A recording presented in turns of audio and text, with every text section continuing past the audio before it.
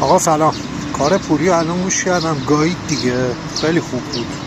میدونی هر جور بخوای حساب کنی خوب بود. حالا کار اونقدر که مثلا آب و تاب که 2 ساعته جمع شده و اینا نه داداش، خیلی از بیتاش از قبل بود و شاید خیلی از ورساش حتی بالاخره اونم خودش رو واسه همچین شرایطی حاضر کرده و مارکت جریانه.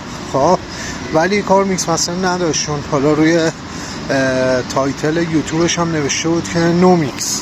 خب ولی شما رو دیگه نیستم داداش، کارتون هد نداره. اونایی که رپ بازن میدونن چی میگم. ببین کار باید موو باشه، هیپ هاپ با دنس همراهه، دنس هم از ریتم میاد. خب کار شما خشک ریتمش، میدونی این کارتون موده مثلا 10 سال پیش سوش هیچ کس میده. خب مثلا اگه بیایی با هوش مصنوعی مثلا صدای شاپور رو برداری دوش علیقاف رو بذاری، انگار که یه کار 15 سال پیش علیقافه.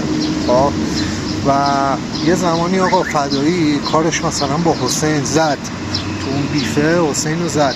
ولی الان آجی خوردن کسایی که تو ایرانن خیلی دارن ترپ بهتر کار میکنن. اینو تو اون یکی ویدیو هم گفتم.